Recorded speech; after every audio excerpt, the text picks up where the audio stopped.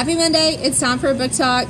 It's time for a singular book talk because as I have been talking for weeks and weeks and weeks, I am slugging through the Outlander series. It's worth it. It's great. I just finished this one. Okay.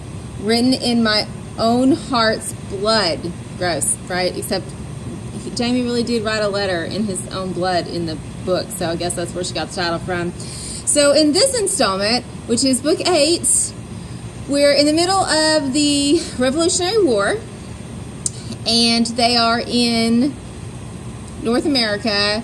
They are in Boston and Pennsylvania, and they travel back to Charleston and Savannah. It's really interesting to see sort of like the other side of the history books. Obviously, you hear about the battles, but hearing about how people actually lived their lives during the sieges and the shortages and the tar and feathering, you know, that was the thing. They like really used to heat tar up and feather people. Like, I just thought that was an expression. It's not. The interesting thing is, tar back then wasn't like the tar we use to asphalt roads these days. So it was a pine tar, and it was a little bit softer, and you didn't necessarily burn all your skin off, just parts of it, because, you know, they didn't heat it up well enough to do the job. So it was interesting. In the last couple of books, we've been not just focusing on Claire and Jamie, but on their kids. And so their kids popped back in time, and then they popped back this way. There's a lot. But when I got to the end of the book, I was truly, and horrified. I read the last words, and I'm reading it on a Kindle, so I can't see how far I'm gone. You can just read the little percentage at the bottom. Well, the author puts a lot of bibliographic notes in the back, so you never really know how close you are to the actual end. So I read this last 2 sentences, and I look up and I say out loud, if that's the last page, I'm screaming. It was the last page. So the scream ensued.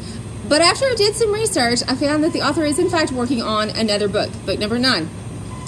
She takes 4 years to write one of these books. They're very well researched. So luckily 3 years have passed already.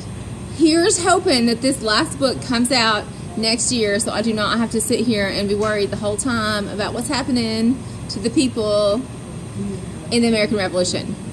So I definitely recommend it if you are a historical fiction reader, if you want to know more about the attempted Scottish Revolution or the American Revolution, or just the way people sort of lived back in early American pioneer days sort of thing.